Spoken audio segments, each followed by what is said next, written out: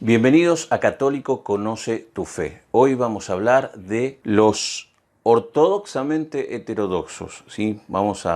Acabo de escribir esto porque obviamente es un tema delicado y sensible que pertenece a la formación, a nuestra formación litúrgica. Y como ya había hecho algunos posteos acerca de algo que había estudiado a raíz del motu proprio Traditionis Custodes del Santo Padre Francisco, fui como hilando algunos conceptos que parten de la reflexión y que son tomados evidentemente del magisterio, de la revelación, en referencia a este tema concreto sobre las controversias generadas a partir de esta disposición del Santo Padre con respecto a la forma extraordinaria del único rito romano, ¿sí? Así que voy a leer lo que yo escribí e ir comentando algunas consideraciones que tenemos que tener en nuestra formación como católicos. Luego de las controversias generadas por algunos bautizados de matriz conservadora, respecto al motu propio del Santo Padre Francisco, Traditionis Custodes, advertimos que en algunos canales de YouTube de considerable audiencia se sigue hablando de misa tradicional, tridentina, etc. ¿No? Siguen diciendo la misa tradicional, hay hasta incluso un sacerdote que celebraba, no sé si ahora con estas nuevas disposiciones lo sigue transmitiendo, creo que no, la misa tradicional, la liturgia tradicional, y esto da lugar a equívocos y que este problema no se zanjee nunca, o sea, no se resuelva nunca, justamente porque se sigue repitiendo hasta el hartazgo algo que es inexacto.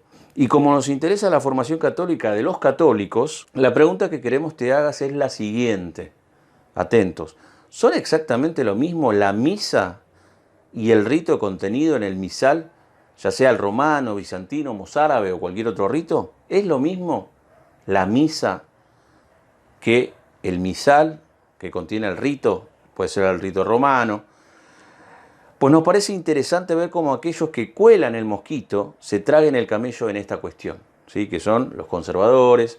En efecto, cuando hablan de misa tradicional, le ponemos comillas, puede que lo que estén concibiendo en realidad sea el misal romano con las modificaciones que realizó San Juan XXIII en 1962. Pero esta no es solo una simple confusión. Es sobre todo algo peligrosamente heterodoxo. La reforma litúrgica deseada por los padres conciliares del Vaticano II, ellos impulsaron a través de esa constitución Sacrosanctum Concilium, la reforma litúrgica, que luego llevaría a cabo en 1970, 69, 70, el motu propio dice 1970, ¿sí? Traditionis Custodes, de San Pablo VI, es lo que rechazan muchos de estos grupos autodenominados tradicionalistas, los cuales alegan que el mal, el error, el desastre litúrgico de los últimos 50 años no se encuentra solo en la implementación concreta del Novus Ordo, o sea, sacerdotes progres que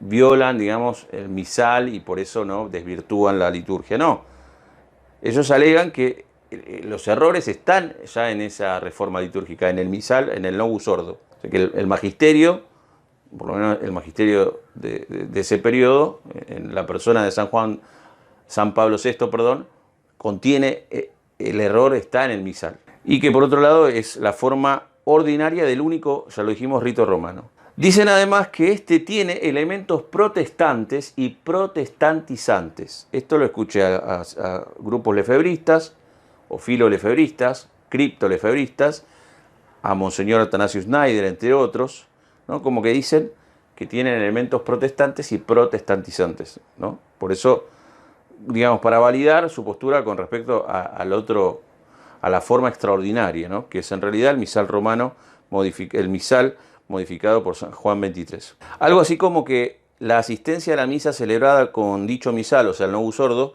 volvería protestantes a los católicos, ¿no? Si vas a esa misa te haces protestante. Bueno, te estás dando cuenta, yendo al Novus Ordo, o sea, celebrado con el Novus Ordo, te estarías haciendo protestante, ¿no? Y esto estaría, digamos, pasando. El problema de dicha aseveración es su carencia absoluta de fundamentos bíblicos, tradicionales y magisteriales. O sea, no hay un fundamento en la revelación, ¿no? Sagradas Escrituras, tradición viva, con mayúsculas, ¿sí? Tradición apostólica, revelación, guía del magisterio auténtico. No hay fundamento, no hay fundamento para esto, sino que vemos, ¿sí? En todos los casos en los que hemos accedido o podido ver, todas las personas que hemos escuchado sostener esta postura, hemos podido comprobar que hablan desde su propia subjetividad. Ellos que tanto, digamos, se jactan de que siguen fieles a la tradición, en realidad el fundamento para sostener esto no es más que su propia palabra, ¿no? Como una especie de falacia de autoridad, porque son ellos. O sea, su propia subjetividad. Mas no desde la revelación, como dije, ni específicamente desde la tradición apostólica. De hecho, llamar, o más bien seguir llamando a la forma extraordinaria del rito romano, contenido en el misal modificado en 1962 por el ya mencionado San Juan XXIII, o sea, seguir llamándolo misa tradicional, como si la misa celebrada con el Novus Ordo no fuera, o mejor dicho, fuera totalmente ajena a la tradición, con mayúsculas, es completamente heterodoxo. Solo basta estar atento a lo que sucede durante la celebración de la misa, celebrada con el Novus Ordo, para advertir que ésta conserva todos los elementos de la tradición viva. De hecho, sigue siendo el memorial de la pasión, muerte y resurrección de nuestro Señor Jesucristo. Por dar un ejemplo, la doxología final, por Cristo, con Él y en Él, entre muchos otros elementos del Novus Ordo, sigue evidenciando su carácter tradicional, cristocéntrico y sobrenatural.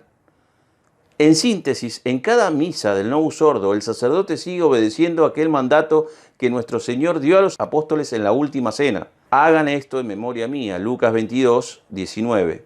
La misa, en cualquiera de los ritos válidos hasta el presente, es la renovación incruenta del sacrificio del Calvario realizada por el propio Cristo en la persona de su ministro.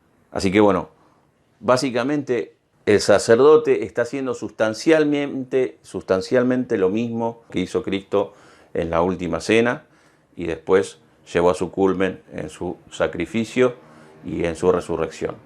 Sustancialmente. Accidentalmente va evolucionando ese memorial de la pasión del Señor. Accidentalmente, nosotros no vemos lo que pasó en el Calvario, pero con los ojos de la fe lo vemos. Pero sustancialmente está pasando, por eso es la renovación, vuelve a pasar del único sacrificio. Cada misa, en el rito que sea, o sea, obviamente un rito que sea válido por la autoridad competente, la autoridad de la Iglesia, que está presente en el magisterio. Entonces, esto que llaman misa tradicional en forma es inexacto, porque el elemento sustancial, que es la tradición apostólica, está presente también en la misa del Novus Ordo, o celebrada con el Novus Ordo Misae. Se lee el Evangelio, o sea, las Sagradas Escrituras, revelación, escrita. Entonces, esto no tiene...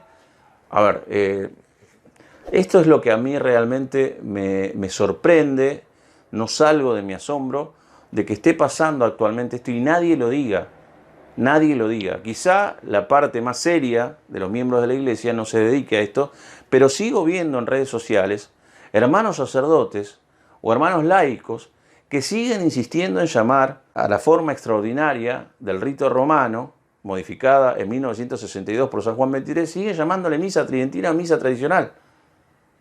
¿Sí? La misa es una sola. Es como decir que cada advocación, o sea, salvando las diferencias, que cada advocación de la Santísima Virgen María son vírgenes distintas. O sea, el sacrificio es uno y el misal no es la misa.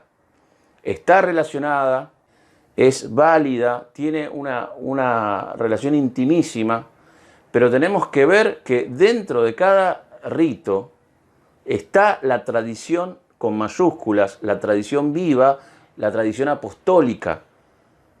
O sea, sustancialmente no cambió nada y sigue tan eficaz como siempre, porque la eficacia no viene de los liturgistas ni de los traductores.